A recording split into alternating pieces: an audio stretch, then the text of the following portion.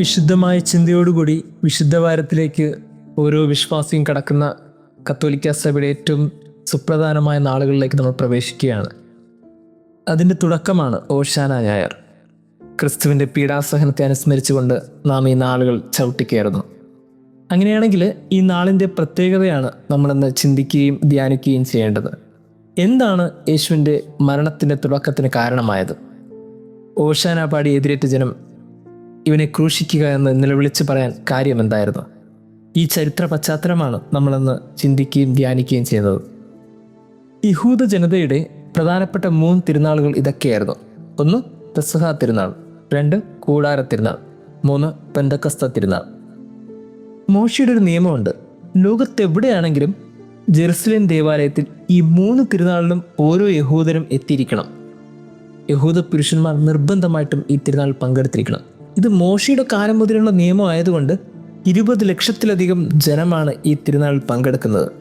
അങ്ങനെ പെസഹ തിരുനാളിൻ്റെ തുടക്കമായി. അങ്ങനെ പെസഹ തിരുനാൾ ഒരു സമയത്ത് യഹൂദജനം ജെറുസലേം ദേവാലയത്തിൽ തടിച്ചുകൂടിയിരിക്കുകയാണ്. ഇനി ഈ ദേവാലയ പരിസരത്താണ് ഇവർ തങ്ങുമ്പോൾ എല്ലാവർക്കും അവിടെ താമസിക്കാൻ പറ്റില്ല. ഈ താമസിക്കുന്ന 20 ലക്ഷത്തോളം വരുന്ന ജനത സ്പ്രെഡ് ചെയ്ത് ഗലീലി, കഫർനാം, യൂദയ, സമരിയ എന്നിങ്ങനെ എല്ലാ ഇടങ്ങളിലേക്ക് ഈ തീർത്ഥാടകർ വ്യാപിക്കും. അങ്ങനെ വ്യാപിക്കുന്ന ജനത ഒടുവിൽ ഒലിവുമല വരെ എത്തും. അത്രത്തോളം വ്യാപിച്ചാണ് ഇവർ തിരുനാളിൽ പങ്കെടുക്കാനായിട്ട് കൂടാരമടിച്ച് താമസിക്കുന്നത്. അങ്ങനെ കൂടാരമടിച്ച് ഒരാഴ്ചയോളം താമസിച്ചാണ് ആ തിരുനാളിൽ അവർ പങ്കെടുക്കുന്നത്. ഈ പങ്കെടുക്കുന്നവരിലൊരു പ്രത്യേകതയുണ്ട്. ഇതിൽ ഒരു മെജോറിറ്റി പേർക്കും ക്രിസ്തുവിനെ നന്നായിട്ട് അറിയാം. ക്രിസ്തുവിൻ്റെ പ്രവർത്തികൾ അവിടെ സംസാര വിഷയമാണ്. ക്രിസ്തുവിൻ്റെ അത്ഭുതങ്ങളും ചിന്തകളും വാക്കുകളൊക്കെ സംസാര വിഷയമാണ്. അങ്ങനെ എല്ലാവർക്കും ക്രിസ്തുവിനെ അറിയാം. ഇങ്ങനെ ക്രിസ്തുവിനെ അറിയാവുന്നൊരു പശ്ചാത്തലത്തിൽ ഇവർ തിരുനാൾ നിൽക്കുമ്പോൾ മറ്റൊരു സംഗതി കൂടി ഇതിനകത്തുണ്ട്. 1000 വർഷമായിട്ട് ഗ്രീക്ക് റോമൻ സാമ്രാജ്യത്തിൻ്റെ കീഴിലാണ് ഈ ജനത. അതുകൊണ്ട് ഇവർ കാത്തിരുന്നത് ഇവരെ മോചിപ്പിക്കാൻ ഒരു രാജാവ് വരും, മിശിഹ വരും. ആ മിശിഹയ്ക്ക് വേണ്ടിയാണ് അവർ കാത്തിരിക്കുന്നത്. അപ്പോൾ ഇവർക്കൊരു സൂചനയുണ്ട്, ഈ തിരുനാളിലൊക്കെ തീർച്ചയായിട്ടും ഈ മിശിഹ വരാൻ ചാൻസ് ഉണ്ട്. അപ്പോൾ എല്ലാവരും 1000 വർഷമായി തലമുറകളോളം കൈമാറി ചോദിച്ചുകൊണ്ടിരിക്കുന്ന ഒരു വാക്കുണ്ട്, ദാവീദിൻ്റെ പുത്രൻ വന്നിട്ടുണ്ടോ? ഇങ്ങനെ ഇവർ പരസ്പരം ചോദിക്കും, ദാവീദിൻ്റെ പുത്രൻ വന്നിട്ടുണ്ടോ? കുഞ്ഞു കുട്ടി മുതൽ മുതിർന്ന ആളുകൾ വരെ അവരുടെ ഒരു പ്രതീക്ഷയുടെ ചോദ്യമാണത്. 1000 വർഷങ്ങളായി തലമുറകളോളം ഈ ചോദ്യം കേൾക്കപ്പെട്ടാണ് ഓരോ തിരുനാളും ഇവരുടെ മുമ്പിൽ കടന്നു പോയിട്ടുള്ളത്. അങ്ങനെ കടന്നുപോയ നിമിഷങ്ങളിൽ ഇവരിൽ ഒരു പ്രതീക്ഷയുടെ നാളം വിതച്ചത് ക്രിസ്തുവാണ്. കാര്യം ക്രിസ്തുവിൻ്റെ വാക്കുകൾ വളരെ വ്യത്യസ്തമായിരുന്നു, പ്രവൃത്തികൾ ശക്തമായിരുന്നു, അതിൽ ജീവനുണ്ടായിരുന്നു. അതുകൊണ്ട് ഇവർക്ക് ക്രിസ്തുവിൽ എവിടേക്കോ ഒരു പ്രത്യേകത തോന്നി നിൽക്കുന്ന സമയത്താണ് ഒലിവുമലയിൽ നിന്ന് യേശു കഴുതപ്പുറത്ത് വരുന്നത്. പെട്ടെന്ന് അവർ ഓർക്കുന്നത് സക്കറിയ പ്രവാചകൻ്റെ പുസ്തകം 9-ാം അധ്യായം 9-ാം വാക്യമാണ്. സിയോൻ പുത്രി അതിയായി സന്തോഷിക്കുക, ജെറുസലേം പുത്രി ആർപ്പ് വിളിക്കുക, ഇതാ നിന്റെ രാജാവ് നിന്റെ അടുക്കലേക്ക് വരുന്നു, അവൻ വിനയാനിതനായി കഴുതക്കുട്ടിയുടെ പുറത്ത് വരുന്നു. ഈ വചനം ഇവരുടെ ഹൃദയത്തിലുണ്ട്. കാരണം ഇവരുടെ മിശിഹ വരുന്നത് അങ്ങനെയാണല്ലോ. അങ്ങനെ ഇവർ പ്രതീക്ഷിച്ചിരിക്കുമ്പോഴാണ് ക്രിസ്തു ഒലിവുമലയിൽ നിന്ന് കഴുതപ്പുറത്ത് വരുന്നത്, ജെറുസലേം ദേവാലയത്തിലേക്ക്. ഏകദേശം 3.5 കിലോമീറ്ററോളം ദൂരമാണ് ഈ ജെറുസലേം ദേവാലയത്തിന് ഒലിവുമലയിലേക്കുള്ളത്. യേശു ഇങ്ങനെ കഴുതപ്പുറത്ത് വരുന്ന കാണുമ്പോൾ അവരെല്ലാവരും സന്തോഷിക്കും. കാര്യം 1000 വർഷത്തിൻ്റെ പ്രതീക്ഷയുടെ അവസാനമാണിത്. ഞങ്ങളുടെ മിശിഹ വന്നു കഴിയും. ഈ മിശിഹ വരുമ്പോൾ റോമൻ സാമ്രാജ്യത്തിന്, ഗ്രീക്ക് സാമ്രാജ്യത്തിൽ നിന്നൊക്കെ അടിമത്തം നശിപ്പിച്ച് ഇവരെ മോചിപ്പിക്കും. ഇവർ സ്വാതന്ത്ര്യത്തിലാവും. ഇതാണ് ഇവരുടെ പ്രതീക്ഷ. അവിടുത്തെ ഭരണാധികാരികളെയും പടയാളികളെയൊക്കെ നശിപ്പിച്ച് അവൻ അവിടെ രാജാവായി വാഴും. അതാണ് ഇവരുടെ പ്രത്യാശ. ഇങ്ങനെ നിൽക്കുന്ന അവസരത്തിൽ ഒലിവുമലയിൽ നിന്ന് ക്രിസ്തു വരുന്ന കാണുമ്പോൾ അവർ വസ്ത്രങ്ങളൊക്കെ വിരിച്ച് ചില്ലകളൊക്കെ വീശി ഹോസാന എന്ന് പാടി ക്രിസ്തുവിനെതിരേൽക്കും. ഹോസാന എന്ന വാക്കിനർത്ഥം കർത്താവെ രക്ഷിക്കണമേ എന്നാണ്.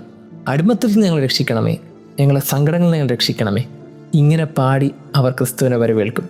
അപ്പോഴാണ് അവരുടെ മനസ്സിൽ സങ്കീർത്തനം 118 അധ്യായം 27 വാക്യം ഓർമ്മ വരുന്നത്. മരച്ചില്ലകളേന്തി പ്രദക്ഷിണം ആരംഭിക്കുവാൻ ബലിപീഠത്തിലേക്ക് നീങ്ങുവാൻ. അങ്ങനെ പ്രദക്ഷിണമായിട്ട് അവർ ജെറുസലേം ദേവാലയത്തിലേക്ക് ക്രിസ്തുവിനെ ആനയിക്കും. അവരുടെ വലിയൊരു പ്രത്യാശയുടെ കാത്തിരിപ്പിന് ഇന്ന് അവസാനമാണ്. അങ്ങനെ യേശു ഈ 3.5 കിലോമീറ്റർ കഴുതപ്പുറത്ത് യാത്ര ചെയ്യുമ്പോൾ ഇവരുടെ പ്രത്യാശയിൽ ഇവരെല്ലാവരും ക്രിസ്തുവിനെ പ്രദക്ഷിണമായി സ്വീകരിച്ചു കൊണ്ടുവരും. കാരണം ഇനി റോമാ സാമ്രാജ്യത്തിൻ്റെ അവസാനമാണ്. ഭരണാധികാരികളൊക്കെ തകർത്ത് അവിടെ ഒരു യുദ്ധം ചെയ്ത് ക്രിസ്തു അവരൊരു ഹീറോ പോലെ രക്ഷിക്കുമെന്നാണ് ഇവരുടെ പ്രത്യാശ. ഇങ്ങനെ ഒരു ദേവാലയത്തിൻ്റെ അടുത്തെത്തുമ്പോൾ സിറ്റുവേഷൻ ഇതാണ്. ഇടത്തേക്ക് തിരിഞ്ഞാൽ ജെറുസലേം ദേവാലയത്തിലേക്കുള്ള വഴിയാണ്, വലത്തേക്ക് തിരിഞ്ഞാൽ പിലാത്തോസിൻ്റെ കൊട്ടാരമാണ്. പിലാത്തോസിൻ്റെ കൊട്ടാരത്തിലാണ് റോമൻ പടയാളികളൊക്കെ ഉള്ളത്. ജനം കരുതിയത് യേശു വലത്തേക്ക് തിരിഞ്ഞ് റോമൻ പട്ടാളം സ്ഥിതി ചെയ്യുന്ന പീലാത്തോസിൻ്റെ അടുത്തേക്ക് ചെന്ന് അവരൊക്കെ നശിപ്പിക്കും, എന്നിട്ട് അവിടെ രാജാവായിട്ട് ജീവിക്കും. അതാണ് അവരൊക്കെ പ്രതീക്ഷിച്ചത്. ഈ അടിമത്തം ഇതോടുകൂടി അവസാനിച്ചു എന്നുള്ളതാണ്. ഇങ്ങനെ ഒരു പ്രതീക്ഷയോടെ കുറേ മണിക്കൂറുകൾ ഇവർ ക്രിസ്തുവിനെ എതിരേറ്റ് വന്നപ്പോഴാണ് ക്രിസ്തു ഇടത്തേക്ക് തിരിയുന്നത്. ഇടത്തേക്ക് തിരിയുമ്പോൾ അവരുടെ പ്രതീക്ഷകളൊക്കെ ചീട്ടുകൊട്ടാരം പോലെ തകരുകയാണ്.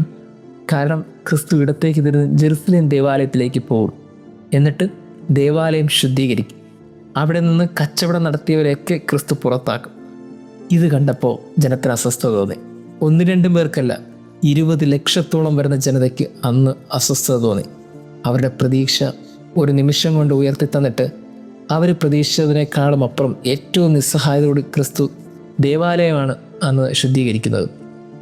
അന്ന് അവർ ക്രിസ്തുവിനെ ഹൃദയത്തിൽ നിന്ന് പുറത്താക്കി. അവർക്ക് ആ ദേഷ്യം ഉണ്ടായിരുന്നു. അങ്ങനെയാണ് ഒരാഴ്ച കഴിഞ്ഞ് ഒരു ദുഃഖവെള്ളിയാഴ്ച ഇവനെ ക്രൂശിക്കുക എന്ന് അവർ നിലവിളിച്ച് പറയുന്നത്. ക്രിസ്തുവിനെ അവർ ഹൃദയത്തിൽ നിന്ന് ചവിട്ടി പുറത്താക്കി. അന്ന് സംഭവിച്ച കാര്യങ്ങളിൽ ഇപ്പോൾ ഒരു വ്യക്തത ഉണ്ടാവും. ഒരുപക്ഷെ അവരുടെ പ്രതീക്ഷയ്ക്കൊത്ത് ക്രിസ്തു എത്തിയില്ല എന്നുള്ളതാണ് ക്രിസ്തുവിൻ്റെ മരണത്തിന് തന്നെ കാരണമായി മാറുന്നത്. ദൈവത്തിൻ്റെ പദ്ധതി ഈ ഭൂമിയുടെ സ്വാതന്ത്ര്യത്തിനേക്കാളും അപ്പുറം ആത്മാവിൻ്റെ സ്വാതന്ത്ര്യമാണ്. അടിമത്തത്തിൽ ജീവിച്ചിരുന്ന ജനതയെ ക്രിസ്തു ആഗ്രഹിച്ചത് സ്വർഗത്തിൻ്റെ സ്വാതന്ത്ര്യവാഹകരാക്കാൻ വേണ്ടിയിട്ടാണ്. പക്ഷെ അവർ ചിന്തിച്ചത് മറ്റൊന്നായിരുന്നു. നമ്മുടെയൊക്കെ പ്രതീക്ഷയ്ക്കൊത്ത് ക്രിസ്തു എത്തുന്നില്ല എന്നറിയുമ്പോൾ പലപ്പോഴും നമ്മളും വിളിച്ചു പറയുന്ന വാക്കെന്താണെന്നറിയോ? അവനെ ക്രൂശിക്കുക എന്നാണ്. നമ്മളുടെ ഇഷ്ടങ്ങൾക്കൊത്തും നമ്മളുടെ ആഗ്രഹങ്ങൾക്കൊത്തും ദൈവം വഴിമാറിത്തരണമെന്നാണ് നമ്മുടെ എല്ലാവരുടെയും ഇഷ്ടം. അതിനൊത്ത് ക്രിസ്തു നടന്നീങ്ങണമെന്നാണ് നമ്മുടെയും ഇഷ്ടം. അങ്ങനെ ആഗ്രഹിച്ചിരുന്നൊരു ജനതയാണ് അവസാനം ഓസാന പാടിയവർ ഇവനെ ക്രൂശിക്കുക എന്ന് വിളിച്ചു പറഞ്ഞത്. ഒരു ജനക്കൂട്ടത്തിൻ്റെ സ്വരമാകാൻ വിളിക്കപ്പെട്ടവരല്ല നമ്മൾ. നമുക്ക് ക്രിസ്തുവിനെക്കുറിച്ച് നമ്മുടേതായ ഒരു സ്വരമുണ്ടാകണം. അവനെക്കുറിച്ച് കൃത്യമായ കാഴ്ചപ്പാടുണ്ടാകണം. കാഴ്ചപ്പാടും ക്രിസ്തുവിൻ്റെ സ്വരവുമാകാത്തവരൊക്കെ തീർച്ചയായിട്ടും ഒരു ജനക്കൂട്ടത്തിൻ്റെ ഭാഗമാണ്. ഓശാന ഒരു വേദനയുടെ നാളായി മാറുന്നത് അവൻ്റെ പ്രതീക്ഷകൾക്കൊത്ത് ഉയരാതെ പോയ ഒരു ജനതയുടെ മുറവിളിയാണ്. ദൈവം നമ്മെ അനുഗ്രഹിക്കട്ടെ.